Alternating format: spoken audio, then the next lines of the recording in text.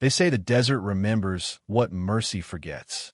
Every hoof print, every scream, every lie whispered into the sand. It all stays buried somewhere beneath the sun. And if you ride long enough, you'll start to hear it. The voices of those you've wronged, calling your name through the wind. My name's Elias Vorn, and once I believed I could outrun mine. The sun was bleeding itself dry the day I found the tracks. 3 horses, maybe 4, heading west into the Badlands. Fresh. Half a day ahead, no more. I could see the pattern, how the lead horse limped slightly, how the sand clung heavy to the prints. There was rain once, not long ago. The kind that comes and goes before you even know it's fallen. It left the earth soft enough to keep their story. I dismounted, crouched low, and brushed the edge of a print with my glove. Still damp beneath. They were close. Too close for my liking. You learn to read more than dirt when you've spent a lifetime chasing ghosts. The tracks tell you fear, how the riders push their mounts too hard. The dust tells you time, how the wind tries to cover their sins. And the silence tells you if you're already too late. I've been following those riders for 5 days. Didn't know all their names, but I knew their work. They were the kind that left towns hollow, men who killed not for coin, but for sport. And somewhere among them was her. Maeve Calder, a name that tasted like gunpowder and regret. Once we rode together, robbed trains, burned bridges, left our shadows in places God forgot. She had a laugh that could stop a bullet and a stare that could start a war. But the last time I saw her, it was through the haze of gun smoke, her rifle aimed at my chest, and her lips whispering, "Don't follow me." And yet, here I was. People like me don't change. We just get slower at dying. So I rode. By nightfall, the wind turned sharp, the kind that cut right through you, dragging the taste of iron and storm. I made camp under a dead mesquite tree, just enough fire to keep the dark honest. The horse shifted, uneasy. Something in the air wasn't right. That's when I saw it. A flicker on the horizon. Not lightning. Not campfire. Something else. A glint of glass, maybe, or metal catching moonlight. I reached for my rifle slow. The night stretched thin, quiet enough to hear my own heartbeat. Then, a crack, distant but sure. Rifle shot. One, then another. I didn't think. I just moved. Riding in the dark is a kind of prayer. You don't see, you feel. The land becomes memory, each ridge and hollow an old scar under your boots. The shots had come from the North Ridge. I climbed fast, heart loud, breath colder than reason. And there, across the gulch, I saw them. 3 riders. One down, the others scattering like spook cattle. But it was the fallen one that held my eyes. She was standing over him. Maeve. Her hair was longer, streaked with dust, and the kind of sorrow that doesn't wash away. Her coat was torn at the sleeve, blood dark at the cuff. For a second, I thought the desert was playing tricks again, making me see ghosts in the shimmer of heat. But then she turned, and I swear the world stopped breathing. Her gaze caught mine from across the distance. No surprise, no anger, just recognition, the kind that cuts deeper than any bullet. Then she looked away and walked off into the dark, leaving the man bleeding into the sand. By the time I reached him, he was half gone. A kid, maybe 20. A scout. The kind they send ahead to die before the rest arrive. He tried to speak. All that came out was blood and a name. Ward. Then nothing. I buried him shallow. No time for more. The stars were fading when I found her tracks again. Small, sharp, deliberate. She was heading west now, alone. And I followed. Not for vengeance. Not even for the bounty that still carried her name. But because some debts don't get paid in gold. They get paid in the long miles between silence and sunrise. Dawn broke slow, the kind that burns without warmth. I rode through it half asleep, half dead, the horizon shifting like an old wound that refused to heal. Each mile pulled me deeper into her story. Bits of campfire ash, a dropped cartridge, a torn strip of cloth from her coat. It was like she wanted me to find her, or maybe she just stopped caring who did. When I reached the canyon rim, the world opened beneath me. The Badlands stretched out like a graveyard built by giants. Ridges and bones of stone, shadows deep as sin. And there at the base of it all I saw smoke again. I tied the mare and made my way down, rifle in hand. The closer I got, the clearer it became. It wasn't a camp. It was a massacre. The riders I'd been tracking were there, sprawled in the dust, their bodies broken and burned. No gunfire, no struggle, just silence. Maeve was nowhere in sight, but her mark was. A single bullet hole clean through a man's heart. Left side, always left. That was her way. Quick, final, personal. I stood there, staring at the dead men, wondering if this was her redemption or just another sin dressed in blood. Maybe there was no difference anymore. The wind picked up again, dragging the smoke west. I followed it because I didn't know how to stop. By the time I reached the ridge, night had started to fall again. I saw her campfire flickering below, small, defiant, like a heartbeat that refused to die. I should have left it there, let the wind snuff it out, and take her story with it. But I didn't. I sat my horse at the edge of that canyon, watching her silhouette move against the firelight, the shape of a woman I'd once known and the ghost she'd become. And I realized something cruel and true. The desert doesn't forgive. It just waits. And somewhere between the waiting and the wanting, you start to lose what's left of yourself. I stayed there until the fire burned low, until the stars came out like old memories. Then I whispered her name to the wind, soft enough that maybe only God heard it. Maeve called her, the last truth I ever chased. And when I rode down to meet her, I didn't know if I was coming to kill her or to be forgiven. Morning came gray and slow, like the world was ashamed of what it had done. The fire was little more than a wound in the earth now, embers twitching in their sleep, sending up thin threads of smoke that clung to the cold. I watched her through it. Maeve called her, alive, and somehow, that made everything harder. She didn't look at me at first, just sat there, wrapping a strip of cloth around her hand, the blood on her knuckles already dried to rust. Her rifle lay across her knees, still warm from killing. I stood there longer than I should have, pretending I was waiting for the right moment, when truth was I was scared. Scared she'd look up. Scared she wouldn't.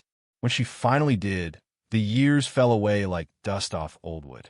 Her eyes hadn't changed, still the color of rain that never came. She looked at me, slow, steady.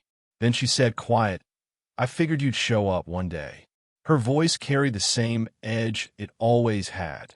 That dangerous calm of someone who's already survived too much. I wanted to say something. Anything. But all that came out was air. I ain't here for the bounty, I said finally. She smirked. Not cruel, just tired. They always say that. Not me. Her gaze dropped back to the fire. Then what are you here for, Elias? That name. The way she said it, like a prayer that had gone sour. It hit harder than any bullet could have. I'm here because I stopped. Because what? Because I missed her? Because the silence was too loud without her in it? Because some ghosts are worth chasing, even if they don't want to be found? The words didn't fit in my mouth anymore. She shook her head, the faintest trace of pity in it. You should have let the desert keep me.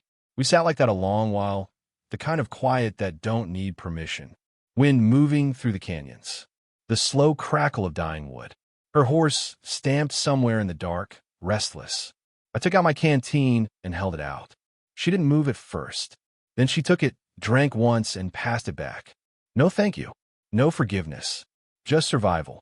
The scars on her wrists caught the light. Rope burns old. I remembered tying them once, to a saddle horn, after a bank job gone wrong. Back when I thought she needed saving. Turns out, I was just making sure she couldn't run. Now, she didn't need me or anyone else. She'd carve her own kind of freedom, jagged, bloody, and honest.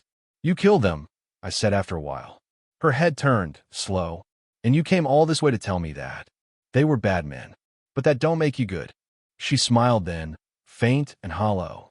And what makes you good, Elias? I didn't have an answer for that. Never did. She stood, brushing the dust from her coat, every motion deliberate. They took something from me. I took it back. That's all there is. That ain't all, I said. You left a trail wide as a river. The army'll follow. Bounty men, too. She picked up her rifle. Then let 'em. I should have let her walk. I knew better than to stand in front of a woman running from her own sins. But when she turned her back, I stepped in her way. Maeve, you'll die out here.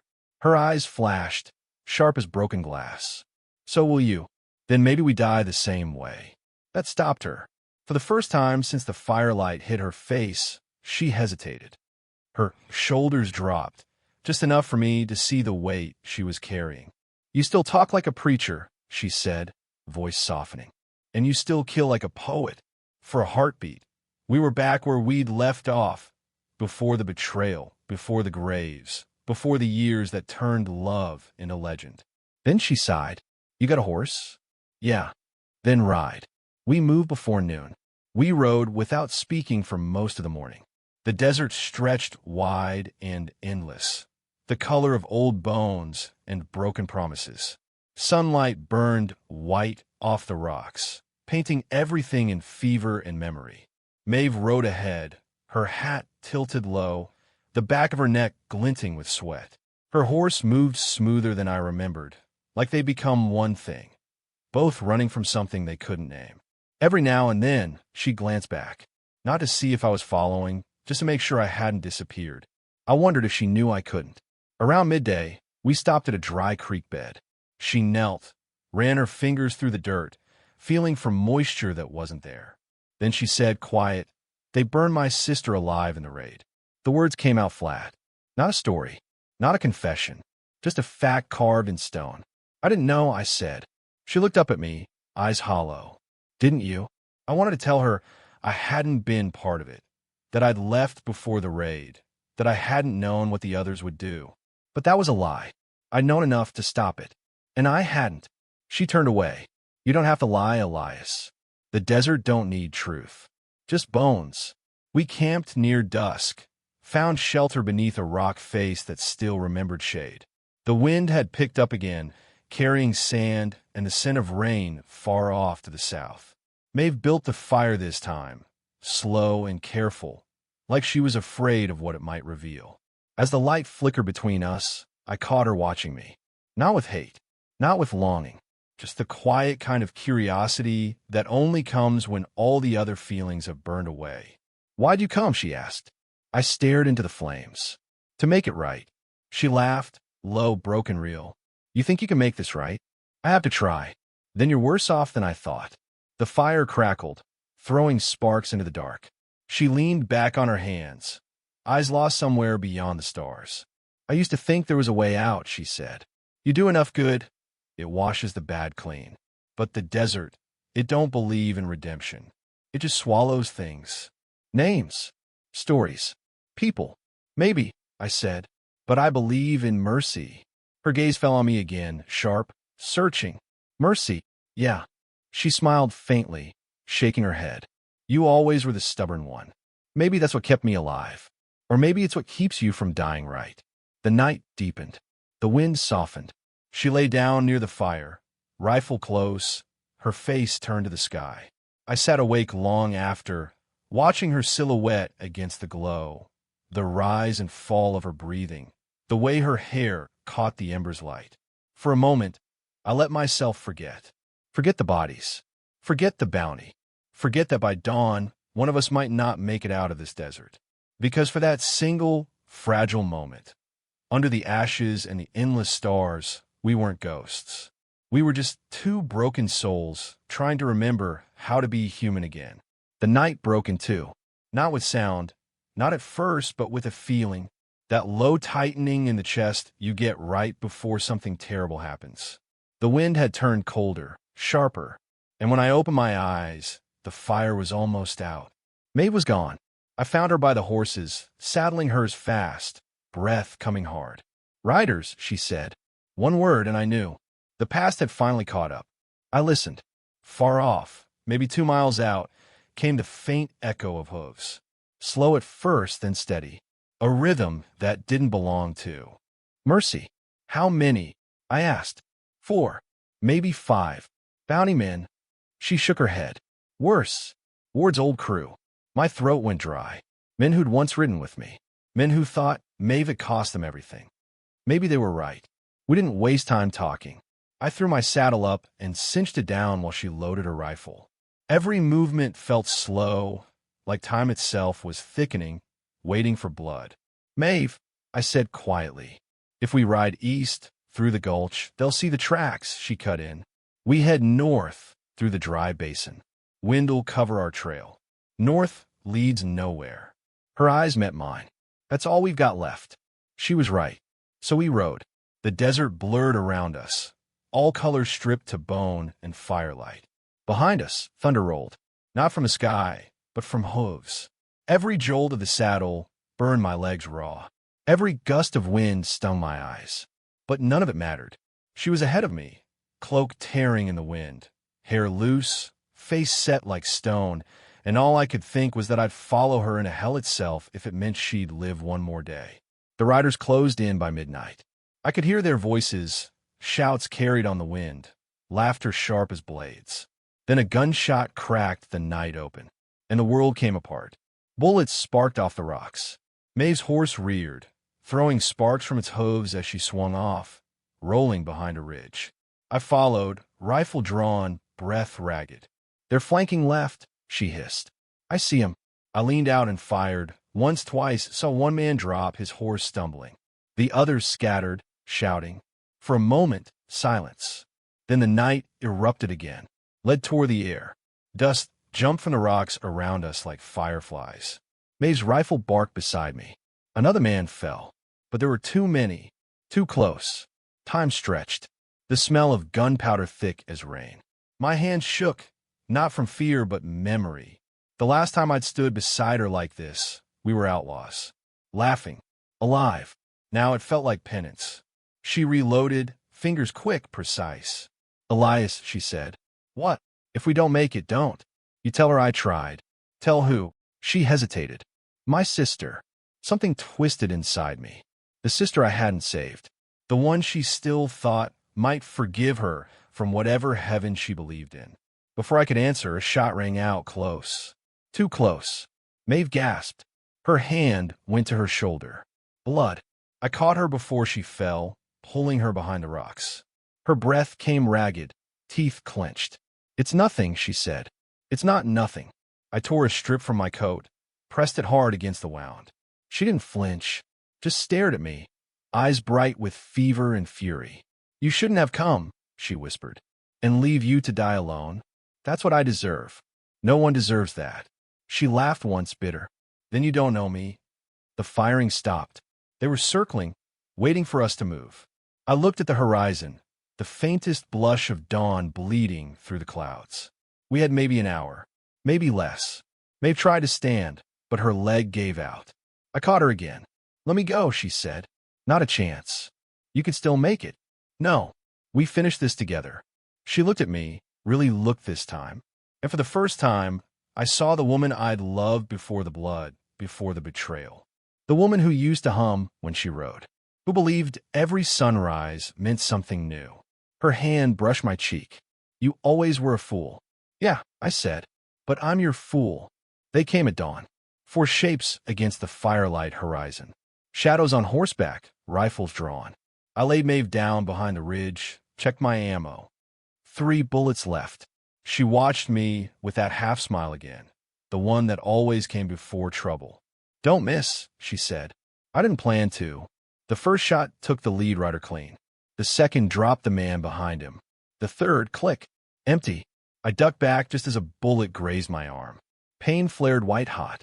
Another round hit the rock above my head, showering sparks. Then silence. A pause in the storm. The kind that decides which names get remembered. Maeve pushed herself up, blood soaking her sleeve. She took her rifle, steadied it with both hands. Through the sights, she found the last man standing. "I got him," she whispered. I grabbed her wrist. "Don't. He'll kill us both." "Then let him."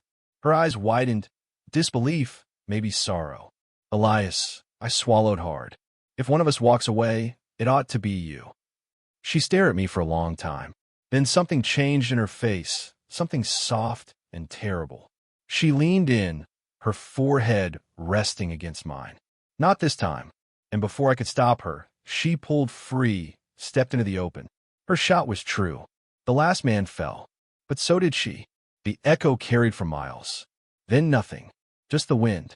I stumbled to her side, dropped to my knees. Blood everywhere, red on sand, on my hands, on the morning light. She looked up at me, lips trembling with a ghost of a smile. "Guess we even it out," she murmured. "Don't talk. Always we're too serious." Her eyes flickered once, the same blue as the desert sky before a storm. And she was gone. The sun broke over the ridge, spilling gold over everything. Firelight, blood, ash, all the same color now. I sat there until the light turned cruel, and the flies came, and the desert began to take her.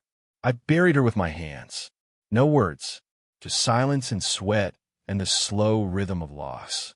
When I was done, I took her hat, set on the grave. Then I walked until the horizon swallowed me whole. People say the desert don't keep memories. They're wrong. It keeps everything. Every sin, every whisper, every name carved in the dust by hands that once held love and found only ruin. I still see her sometimes, in the mirage, in the shimmer of heat above the rocks, riding ahead, hair wild, eyes full of fire. Maybe that's what redemption looks like. Not forgiveness, not peace, just the memory of someone who tried. They say the desert burns slow, not in fire, but in time. Everything out here dies by degrees. Heat, hunger, guilt, they all eat the same way. Slow, silent, without mercy. And for a long while, I thought I'd burn down to nothing. But mercy, I learned, has its own kind of cruelty. After Maeve fell, the desert went quiet. Too quiet. No wind, no birds, no God. Just me. I walked until my legs gave out. Fell once, twice. Kept moving. The sky changed above me, black to red, red to silver, then to that dull white that blinds you if you stare too long. Days bled into nights. Nights bled into nothing. I don't know when I stopped counting. Only that every step felt heavier than the last. Like the ground wanted to take me too. Somewhere past the third ridge, I found a stream. Thin as a vein, running between the stones. I drank till it hurt, water cold as steel. And when I looked up, I saw her hat, still dusted with blood, hanging from my saddle horn. It stopped me cold. For the first time in years, I spoke out loud. "Maeve," I said, "if you're still listening, I'm sorry." The words fell into the water. Didn't ripple. Didn't echo. Just sank. Maybe that's what forgiveness is. Saying the words, even when nobody's left to hear him. That night, I dreamed of her. Not the way she died, but the way she was before all of it. The campfires, the stolen whiskey, the songs she used to hum under her breath. In the dream, she wasn't angry, wasn't broken, just smiling, that quiet kind of smile that made you forget you'd ever done wrong. When I woke, the wind had changed. Smelled like rain, but it never came. It never does. By the time I reached the canyon pass, my horse was limping. It's like it gone bad. A thorn, maybe, or a break deep in a joint. I knew it wouldn't make it another mile. So I did what you do when there's no mercy left to give. I held its head, whispered soft, and pulled the trigger. The echo rolled through the canyon walls. Long, low, like thunder trapped in stone. For a second, I thought I heard her voice in it. Soft, almost kind. But maybe that was just the desert talking. I buried the horse beside a dry juniper. Used the last of my strength to mark the grave with stones. Then I sat. Didn't move for hours. Didn't want to. I thought about Maeve. About the fire in her eyes when she'd said, "Not this time." About how she'd stepped into death, like it was something she'd been saving up for. And I thought about me. What kind of man lives long enough to bury the best thing he ever loved? I pulled my revolver from its holster, spun the cylinder. Empty. The only mercy I had left was 6 bullets short.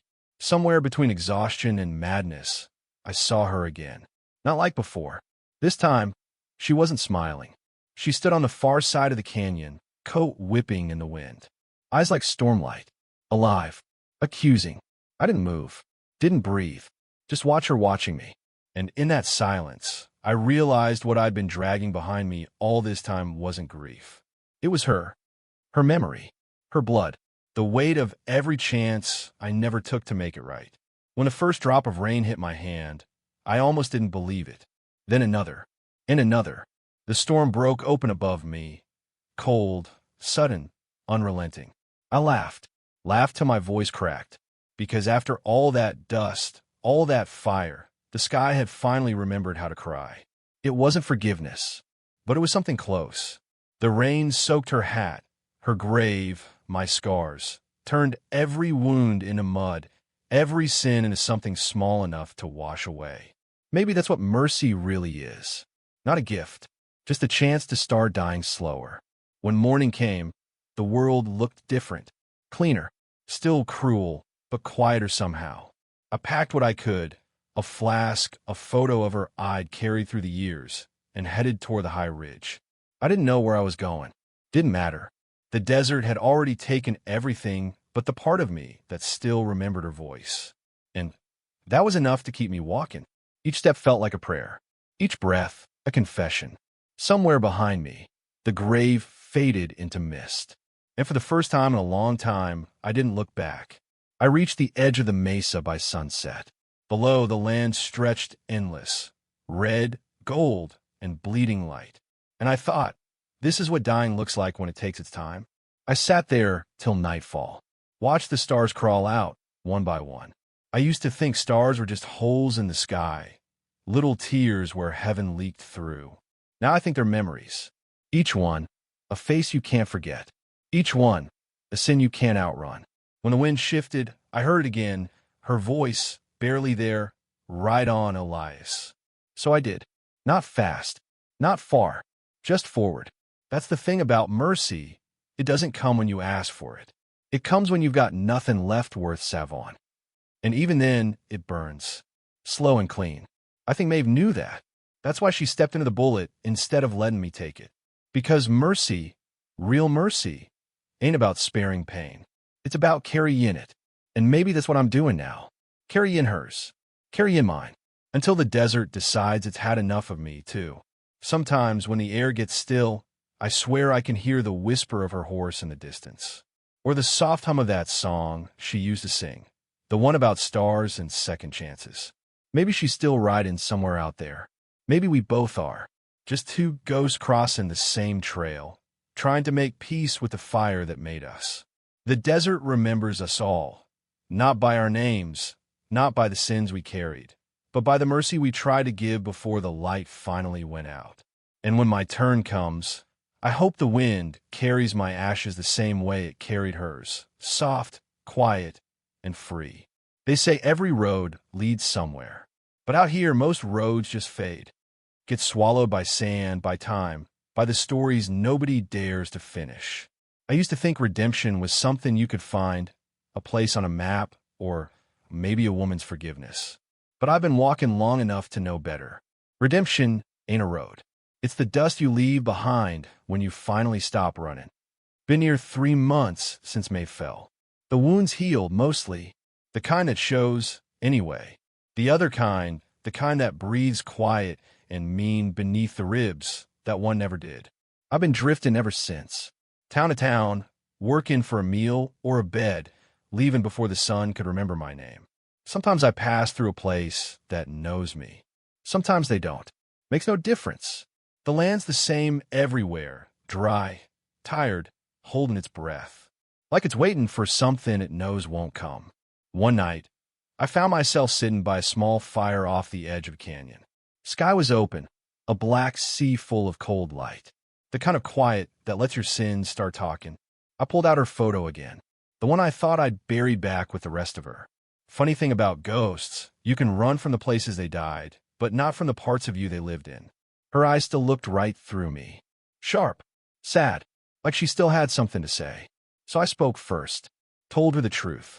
I didn't mean for it to end that way, Maeve. My voice barely made it past the firelight. But maybe that's how it had to. Maybe we were both just trying to get free. The wind answered for her. Soft, cold. It didn't sound like forgiveness. But it didn't sound like hate, either. I don't know how long I sat there. Could have been hours. Could have been years. The fire burned low, then out. The stars began to move, slow as breathing. And I remembered something she once told me, long before the guns, before the blood. We all carry the desert inside us, Elias, she said. Some spend their whole lives trying to cross it. Others just learn to live with it. I used to think she meant the land. Now I know she meant the silence. That space between guilt and grace, where nothing grows but memory.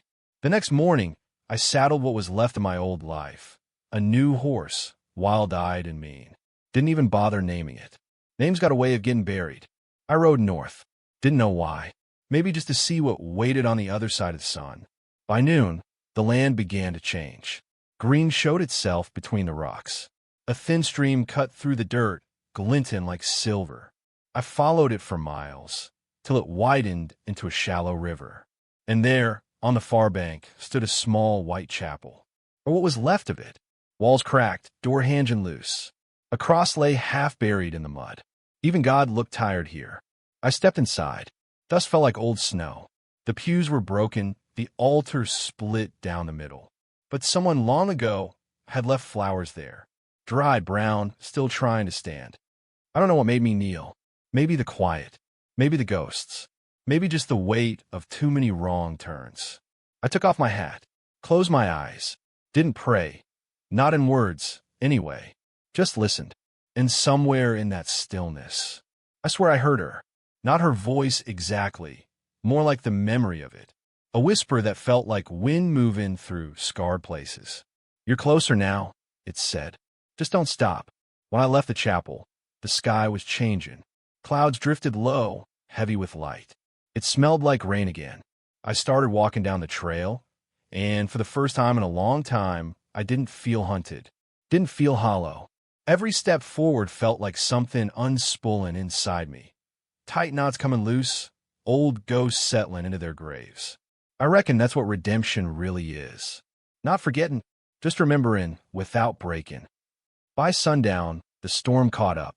The horizon was fire again, red, bruised, alive. The kind of sky that swallows men whole. I stopped at the ridge. From up there, the whole valley stretched wide and endless. Same view she died beneath. Same wind. Same world. And for once, I wasn't angry at it. Not at her. Not even at myself. I unrolled my bedroll under a dead tree and sat. Watched the rain come slow, soft first, then steady, washing the dust clean from my boots. I looked up and said it out loud this time. "Maeve, if you're still riding somewhere, you made it farther than I ever did. I don't know if the dead can hear us, but I like to think they can. That somewhere out there, in whatever comes after all this, she's riding free. No gun on her hip, no bounty on her name, just wind in her hair and the sound of hooves hitting the horizon. And maybe, one day, when the dust settles and the stars burn low, I'll catch up to her. And she'll turn that look on me, the one that ain't forgiveness but something better. Understanding. Till then, I'll keep riding. Funny thing, redemption. You don't find it in churches or rivers or graves. You find it in the space between your heartbeat and the silence that follows. You find it in the memory of the one person who made you remember you were human, even when you weren't. That's what she gave me. Not salvation, not peace, just the truth. And the truth's enough. So if anyone ever finds what's left of me, out here in the open, with the sand half cover my bones and my gun rusted quiet beside me, just tell him this: I wasn't running anymore.